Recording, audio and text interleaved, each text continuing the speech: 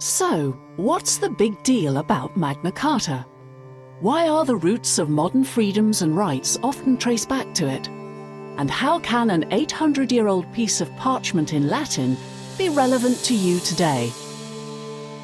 Well, if you were accused of a serious crime in this country, you'd expect a fair trial by jury, wouldn't you?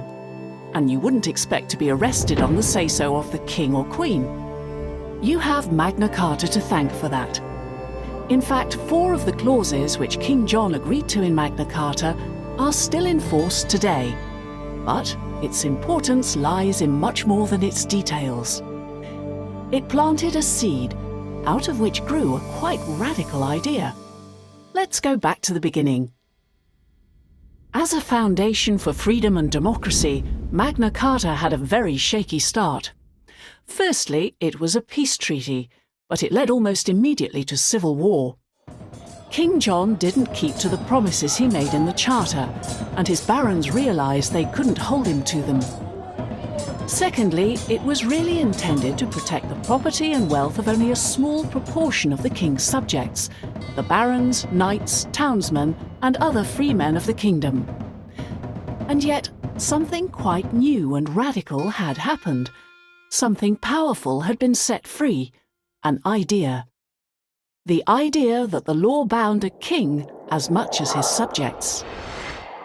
It was such a strong idea that successive kings were sometimes forced to reissue Magna Carta, confirming their intention to rule within the law. King John's son, Henry III, issued in his own name what was set to become the definitive version in 1225. And Magna Carta held the potential for something else. It covered all free men, those who were free to use the king's law to protect their rights. However, it excluded the vast majority of the English population, the unfree, that is, most of the peasantry. But what if these peasants became free men? During the next 200 years, that's exactly what happened. The Black Death and other great upheavals were transforming society. In 1381, peasants across the land rose up in a great revolt against the king, demanding freedom through their very own charter. By the end of the medieval era, the Great Charter's protections effectively applied to everyone in England. Magna Carta was now so firmly rooted in the country's political landscape that when another king, Charles I, tried to claim a divine right to ignore the earthly laws which bound him, his subjects understood that the legacy of Magna Carta was in danger.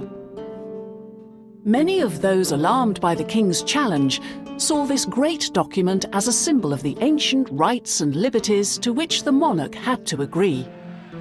Some radical thinkers even argued that Magna Carta gave Parliament the right to limit the power of the monarch. Rather than submit to any limits on his power, King Charles I went to war against his opponents. He lost, and the victorious Parliament agreed that such a king acting above the law as he had must be cut down to size. Magna Carta had now grown far beyond the concerns of medieval barons. It had become an important symbol which stood for the limits of a king or a queen's power. It inspired the 1689 Bill of Rights, and also established once and for all that a monarch could not act without parliamentary consent. So it's no surprise that its spirit crossed the Atlantic with English colonists seeking new lives in the New World. Indeed, Magna Carta was also a potent symbol for the rebellious colonists of the American Revolution, who argued that King George III had denied them an elected voice to represent them in Parliament. The Charter's influence can still be read in the United States Constitution, as it can in the constitutions of many other countries around the world. So today, concepts of democracy, freedom, and equality under the law, even universal human rights, owe a great debt to Magna Carta. Its words, written some 8 centuries ago for a very different world, are the precious seeds of the rights and freedoms we take for granted today. And that's the big deal about Magna Carta. And that's what makes this ancient document worth protecting.